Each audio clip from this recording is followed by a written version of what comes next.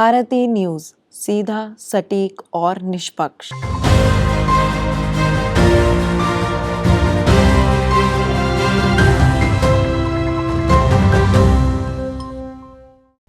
नमस्कार, मैं हूं शिवांगी मिश्रा। स्वागत है आपका स्वाभिमान के इस एपिसोड में। स्वाभिमान में बात होती है उनकी जिनमें कोई बात होती है। स्वाभिमान के इस मंच पर डिफरेंट प्रोफेशन से एक्सपर्ट्स बुलाए जाते हैं जो अपने एक्सपीरियंस शेयर करते हैं। आज हम मिलने वाले हैं उनसे जिन्होंने कई बच्चों के विदेश पढ़ने के सपने को पूरा किया है। आइए स्वागत करते हैं गुजराल एजुकेशन के CEO सतनाम सिंह जी का, जिन्होंने इतने सालों से बच्चों के सपनों को उड़ान दी है। हेलो सतनाम जी, स्वागत है आपका स्वाभिमान के इस मंच पे। मेरे पास आपके लिए कुछ सवाल हैं जिनके बारे में हमारी ऑडियंस जानना चाहती है। हेलो। मेरा पहला सवाल आपसे ये है कि आप इस प्रोफेशन में कब से हैं और आपने इसी प्रोफेशन को क्यों चुना? मैं इस प्रोफेशन में आया था जैन 2018 में और ऑलमोस्ट मेरे को 6 इयर्स हो गए इस प्रोफेशन में इंटरनेशनल स्टूडेंट्स को बाहर भेजते हुए।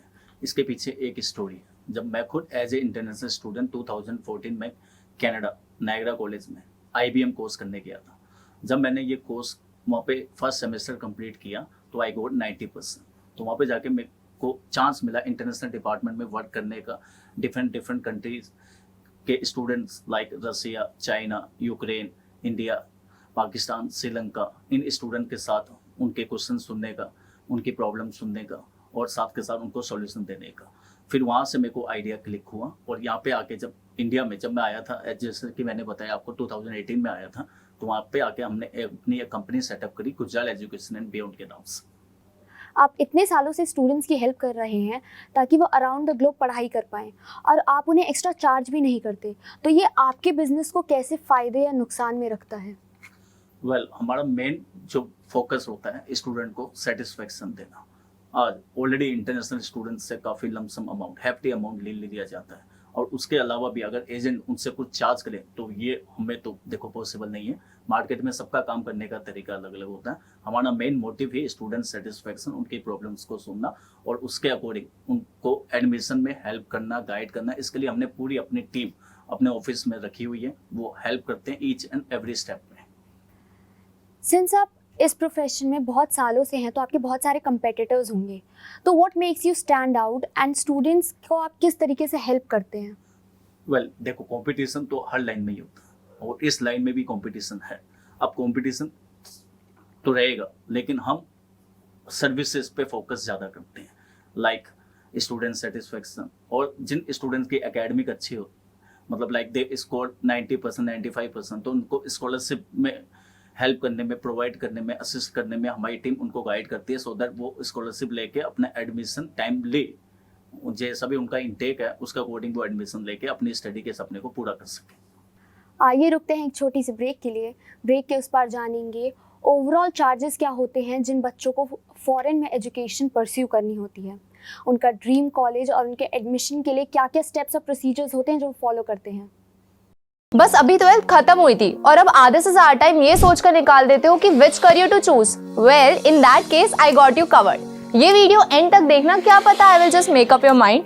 You must have thought of कोई बस ऐसा कोर्स मिल जाए जहाँ अनलिमिटेड जॉब ऑप्शंस हो, क्योंकि मैं भी यही सोचती थी, जैसे कि journalist, news anchor, radio jockey, screen writer, video editor, event manager, graphic designer, सिनेमैट, photographer, director, public relation officer, entrepreneur. In fact इन सबसे भी ज्यादा जॉब ऑप्शंस चाहिए।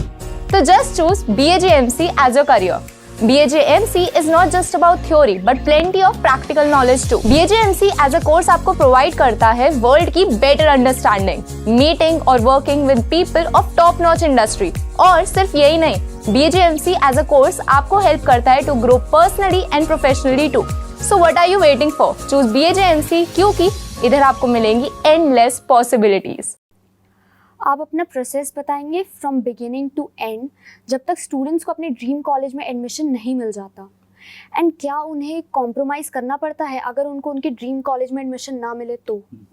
हमारा प्रोसेस बिल्कुल सिंपल है। जैसे स्टूडेंट हमारे ऑफिस में आता है तो सबसे पहले हम उनको स्टूडेंट असेसमेंट फॉर्म दे दिया जाता है फिल करने के लिए।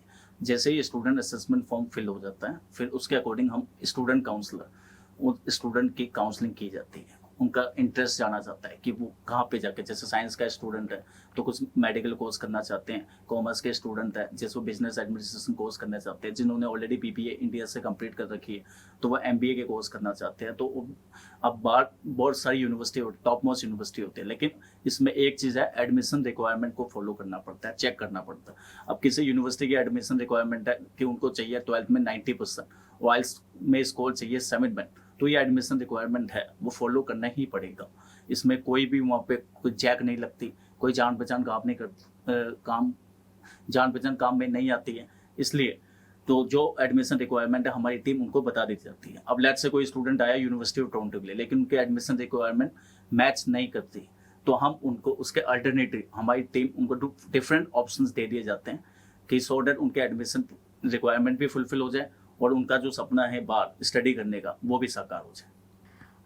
आपके ओवरऑल चार्जेस क्या हैं जो आप स्टूडेंट्स को चार्ज करते हैं जिनको इंडिया से बाहर पढ़ना है?